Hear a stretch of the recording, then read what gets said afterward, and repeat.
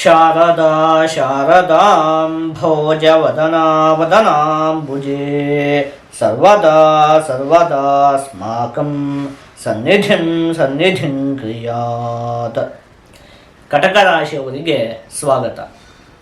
ನಾವು ಈ ಫೆಬ್ರವರಿ ತಿಂಗಳಲ್ಲಿ ಕಟಕ ರಾಶಿಯವರಿಗೆ ಏನೇನು ಫಲಪ್ರಾಪ್ತಿಯಾಗುತ್ತೆ ಅಂತ ಹೇಳಿ ನೋಡ್ತಾ ಹೋಗೋಣ. ಅದಕ್ಕಿಂತಲೂ ಮೊದಲು ನಾವು ಈ ತಿಂಗಳಲ್ಲಿ ನಡೆಯುವಂತಹ ಗ್ರಹಗಳ ಬದಲಾವಣೆಗಳ ಬಗ್ಗೆ ತಿಳಿದುಕೊಳ್ಬೇಕಾಗತ್ತೆ.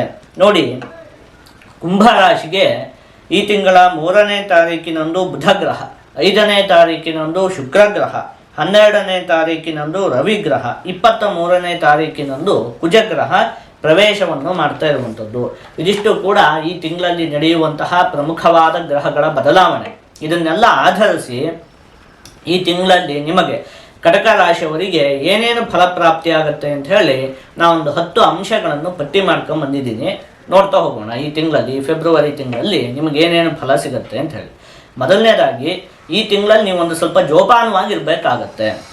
ಈ ತಿಂಗಳು ಏನು ತೀರಾ ಉತ್ತಮವಾಗಿದೆ ಅಂತ ಹೇಳಿ ಇಲ್ಲ. ಕೆಲವೊಂದು ವಿಚಾರಗಳಲ್ಲಿ ನೀವು ಜೋಪಾನವಾಗಿರಬೇಕಾಗತ್ತೆ. ನೋಡ್ತಾ ಹೋಗೋಣ. ಉದ್ಯೋಗದ ವಿಚಾರದಲ್ಲಿ ಅನಿರೀಕ್ಷಿತವಾದಂತಹ ಒಂದಷ್ಟು ಸಮಸ್ಯೆಗಳು ಉಂಟಾಗುವುದಕ್ಕೆ ಅವಕಾಶ ಉಂಟು. ಅಂದರೆ ನೀವೇನೋ ಒಂದು ಉದ್ಯೋಗ ಮಾಡ್ತಾ ಇರ್ತೀರಲ್ಲ, ಅದ್ರಲ್ಲಿ ನೀವು ಯೋಚನೆಯೂ ಮಾಡಿರೋದಿಲ್ಲ ಈ ಥರದ್ದು ಒಂದು ಸಮಸ್ಯೆ ಬರುತ್ತೆ ಅಂತ. ಆ ರೀತಿಯಾಗಿ ಅನಿರೀಕ್ಷಿತವಾಗಿ ಒಂದಷ್ಟು ಸಮಸ್ಯೆಗಳು ಅಂತ ಹೇಳುವಂಥದ್ದು ಎದುರಾಗುವುದಕ್ಕೆ ಅವಕಾಶ ಉಂಟು. ಕುಟುಂಬದಲ್ಲಿ ಹಣಕ್ಕೆ ಸಂಬಂಧಪಟ್ಟಿರುವಂತಹ ವಿಚಾರದಲ್ಲಿ ಒಂದಷ್ಟು ವೈಮನಸ್ಯಗಳು ಉಂಟಾಗುತ್ತೆ. ದುಡ್ಡಿಗೆ ಸಂಬಂಧಪಟ್ಟಿರುವಂತಹ ವಿಚಾರದಲ್ಲಿ ಕುಟುಂಬದಲ್ಲಿ ಏನೋ ಒಂದಷ್ಟು ವೈಮನಸ್ಯ ಗಲಾಟೆಗಳೆಲ್ಲ ಉಂಟಾಗುವುದಕ್ಕೆ ಅವಕಾಶ ಅಂತ ಹೇಳುವಂಥದ್ದಿದೆ. ಇನ್ನು ವಿದೇಶದಲ್ಲಿ ಉದ್ಯೋಗವನ್ನು ಬಯಸುತ್ತಿರುವಂತಹ ವ್ಯಕ್ತಿಗಳಿಗೆ ದ್ವಾದಶ ಭಾವದಲ್ಲಿ ಗುರುಗ್ರಹದ ಸ್ಥಿತಿ ಇರೋದ್ರಿಂದಾಗಿ ಅವರಿಗೆಲ್ಲ ಈ ಒಂದು ಮಾಸ ಅತ್ಯಂತ ಉತ್ತಮವಾಗಿದೆ. ಸಹೋದ್ಯೋಗಿಗಳು ನಿಮ್ಮ ಮಾತನ್ನು ಅಪಾರ್ಥ ಮಾಡಿಕೊಳ್ತಾರೆ. ನೀವೇನೋ ಒಂದು ಒಳ್ಳೆಯ ಮಾತನ್ನು ಹೇಳ್ತೀರಿ, ನಿಮ್ಮ ಜೊತೆ ಕೆಲಸ ಮಾಡ್ತಾ ಇರುವಂತಹ ವ್ಯಕ್ತಿಗಳು ಅದನ್ನು ತಪ್ಪಾಗಿ ಅರ್ಥ ಮಾಡ್ಕೊಳ್ತಾರೆ. ಇವನಿಗೇನೋ ನನ್ನ ಬಗ್ಗೆ ಹೊಟ್ಟೆ ಕಿಚ್ಚು, ಅದಕ್ಕೆ ಈ ಥರ ಇವನು ಮಾತಾಡ್ತಿದ್ದಾನೆ ಅಂತ ಹೇಳಿ. ನೀವು ಹೇಳಿರುವಂಥ ಉದ್ದೇಶ ಒಳ್ಳೆಯದೇ ಆಗಿರುತ್ತೆ. ಅದಕ್ಕೆ ನೀವು ಏನು ಮಾಡಬೇಕು ಅಂತ ಹೇಳಿ ಆದರೆ ಈ ತಿಂಗಳಲ್ಲಿ ನಿಮ್ಮ ಉದ್ಯೋಗದ ಸ್ಥಳದಲ್ಲಿ ಆದಷ್ಟು ನೀವು ಮೌನವಾಗಿರುವಂಥದ್ದೇ ಒಳ್ಳೆಯದು, ಮಾತನಾಡದೇ ಇರುವಂಥದ್ದೇ ಒಳ್ಳೆಯದು. ಯಾಕಂದರೆ ನೀವೇನೋ ಒಳ್ಳೆಯ ಉದ್ದೇಶಕ್ಕೆ ಹೇಳಿದರೂ ಕೂಡ ಅದನ್ನು ಸುತ್ತಮುತ್ತ ಇರುವವರು ತಪ್ಪಾಗಿ ಅರ್ಥ ಮಾಡಿಕೊಳ್ಳುವುದಕ್ಕೆ ಹೆಚ್ಚಿಗೆ ಅವಕಾಶ ಇದೆ. ಇನ್ನು ಹಿಂದೆ ಕೂಡಿಟ್ಟಿದ್ದಂತಹ ಹಣ ಆರೋಗ್ಯದ ವಿಚಾರಕ್ಕಾಗಿ ವ್ಯಯ ಉಂಟಾಗುತ್ತೆ. ಈ ಹಿಂದೆ ಯಾವುದೋ ಒಂದಷ್ಟು ಮುಂದೆ ಏನಕ್ಕೋ ಬೇಕು ಅಂತ ಹೇಳಿ ಒಂದಷ್ಟು ಹಣವನ್ನು ನೀವು ಕೂಡಿಟ್ಟಿರ್ತೀರಲ್ಲ, ಅದು ಈ ತಿಂಗಳಲ್ಲಿ ಖರ್ಚಾಗುತ್ತೆ. ಯಾವ ವಿಚಾರಕ್ಕೆ ಅಂತ ಹೇಳಿ ಆದರೆ ಆರೋಗ್ಯಕ್ಕೆ ಸಂಬಂಧಪಟ್ಟಿರುವಂತಹ ವಿಚಾರಕ್ಕೆ. ಅನೇಕ ಗ್ರಹಗಳು ನಿಮಗೆ ಈ ತಿಂಗಳಲ್ಲಿ ಅಷ್ಟಮ ಭಾವದಲ್ಲಿ ಸ್ಥಿತವಾಗಿರೋದ್ರಿಂದಾಗಿ ಒಂದು ಸ್ವಲ್ಪ ನೀವು ಆರೋಗ್ಯದ ವಿಚಾರದಲ್ಲಿ ಜೋಪಾನವಾಗಿರಬೇಕಾಗುತ್ತೆ. ಆರೋಗ್ಯಕ್ಕೆ ಸಂಬಂಧಪಟ್ಟಿರುವಂತಹ ವಿಚಾರಕ್ಕಾಗಿ ಒಂದಷ್ಟು ಹಣದ ವ್ಯಯ ಅಂತ ಹೇಳುವಂಥದ್ದು ಉಂಟಾಗುತ್ತೆ. ಮುಖ್ಯವಾಗಿ ಈ ತಿಂಗಳಲ್ಲಿ ನೀವು ಸಾಲದಿಂದ ದೂರ ಇರಬೇಕು.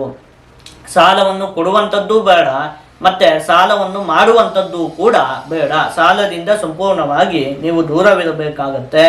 ಇನ್ನು ಏಕಾಂತದಲ್ಲಿ ನಿಮಗೆ ಆಸಕ್ತಿ ಅಂತ ಹೇಳುವಂಥದ್ದು ಉಂಟಾಗುತ್ತೆ. ಈ ತಿಂಗಳಲ್ಲಿ ಮನೆಯಲ್ಲೂ ಕೂಡ ನಿಮಗೆ ನೆಮ್ಮದಿ ಅಂತ ಹೇಳುವಂಥದ್ದು ಇರುವುದಿಲ್ಲ.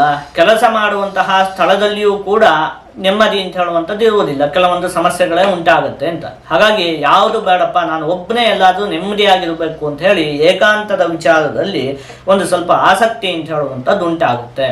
ರಾಹುಗ್ರಹ ನಿಮಗೆ ಅಷ್ಟಮ ಭಾವದಲ್ಲಿ ಸ್ಥಿತವಾಗಿರೋದ್ರಿಂದಾಗಿ ಒಂದು ಸ್ವಲ್ಪ ದುಸ್ವಪ್ನಗಳು ಕಾಡುವುದಕ್ಕೆ ಅವಕಾಶ ಇರುತ್ತೆ. ಕೆಟ್ಟ ಕನಸುಗಳು ಬೀಳುವಂಥದ್ದು, ಇಂಥದ್ದಕ್ಕೆಲ್ಲ ಅವಕಾಶ ಅಂತ ಹೇಳುವಂಥದ್ದು ಇರುತ್ತೆ. ಕೆಲವೊಂದು ರಹಸ್ಯವಾದಂತಹ ವಿಷಯಗಳು ಬಯಲಾಗತ್ತೆ. ಅಂದರೆ ನೀವು ಕೆಲವೊಂದಷ್ಟು ಏನೋ ನಿಮ್ಮದು ವೈಯಕ್ತಿಕ ವಿಚಾರಗಳು ರಹಸ್ಯವಾಗಿ ಇಟ್ಟಿರ್ತೀರಿ ಕುಟುಂಬದಿಂದ ಎಲ್ಲ, ಅದೆಲ್ಲ ಈ ಒಂದು ತಿಂಗಳಲ್ಲಿ ಬೆಳಕಿಗೆ ಬರುವುದಕ್ಕೆ ಅವಕಾಶ ಅಂತ ಹೇಳುವಂಥದ್ದಿದೆ. ಇನ್ನು ಈ ರೀತಿಯಾದಂತಹ ಪರಿಸ್ಥಿತಿ ಇರೋದ್ರಿಂದಾಗಿ ಕೆಲವೊಂದು ವಿಚಾರಗಳಲ್ಲಿ ನೀವು ಈ ತಿಂಗಳಲ್ಲಿ ಸ್ವಲ್ಪ ಜೋಪಾನವಾಗಿರಬೇಕಾಗುತ್ತೆ. ಹಾಗಾಗಿ ಮುಖ್ಯವಾಗಿ ನೀವು ಈ ತಿಂಗಳಲ್ಲಿ ಯಾವುದೇ ದೊಡ್ಡ ನಿರ್ಧಾರಗಳನ್ನು ಕೂಡ ತೆಗೆದುಕೊಳ್ಳುವುದಕ್ಕೆ ಹೋಗಬಾರ್ದು. ಆದಷ್ಟು ನೀವು ಈ ತಿಂಗಳಲ್ಲಿ ಈಶ್ವರ ದೇವರ ಆರಾಧನೆಯನ್ನು ಮಾಡಬೇಕು. ಹೀಗೆ ಮಾಡುವುದರಿಂದ ನಿಮಗೆ ಯಾವುದೇ ಅಶುಭ ಫಲ ಅಂತ ಹೇಳುವಂಥದ್ದು ಪ್ರಾಪ್ತಿಯಾಗುವುದಿಲ್ಲ. ಎಲ್ಲ ಶುಭ ಫಲಗಳು ಕೂಡ ಸಂಪೂರ್ಣವಾಗಿ ಪ್ರಾಪ್ತಿಯಾಗುತ್ತೆ. ಒಂದು ವಿಶೇಷ ಸೂಚನೆ, ಈ ವರ್ಷದ ಅಕ್ಷಯ ತೃತೀಯದಂದು ಅಂದರೆ ಏಪ್ರಿಲ್ ತಿಂಗಳ 20ನೇ ತಾರೀಕಿನಂದು ನಾವು ಶೃಂಗೇರಿಯಲ್ಲಿರುವಂತಹ ನಮ್ಮ ಯಾಗಶಾಲೆಯಲ್ಲಿ ಶ್ರೀ ಸೂಕ್ತ ಹೋಮ, ದುರ್ಗಾ ಹೋಮ ಮತ್ತು ಸರಸ್ವತಿ ಹೋಮವನ್ನು ಹಮ್ಮಿಕೊಂಡಿದ್ದೇವೆ. ನೀವು ಕೇವಲ 1,000 ರೂಪಾಯಿಗಳನ್ನು ಪಾವತಿಸುವುದರ ಮೂಲಕ ಈ 3 ಹೋಮಗಳ ಸಂಕಲ್ಪದಲ್ಲಿ ನಿಮ್ಮ ಮತ್ತು ನಿಮ್ಮ ಕುಟುಂಬದವರ ಹೆಸರನ್ನು ಸೇರಿಸಲು ನಾವು ಅವಕಾಶ ಮಾಡಿಕೊಟ್ಟಿದ್ದೇವೆ. ನಿಮ್ಮ ಮನೆಗೆ ಪ್ರಸಾದವನ್ನು ಕಳುಹಿಸಿಕೊಡುವಂತಹ ವ್ಯವಸ್ಥೆಯೂ ಕೂಡ ಇರುತ್ತೆ. ಈ ಒಂದು ಕಾರ್ಯಕ್ರಮದಲ್ಲಿ ನಿಮ್ಮ ಮತ್ತು ನಿಮ್ಮ ಕುಟುಂಬದವರ ಹೆಸರನ್ನು ನೋಂದಾಯಿಸಲು ನೀವು ಈ ಕೆಳಗಡೆ ಕಾಣುತ್ತಿರುವಂತಹ ಫೋನ್ ನಂಬರ್ಗೆ ಫೋನನ್ನು ಮಾಡಬಹುದು.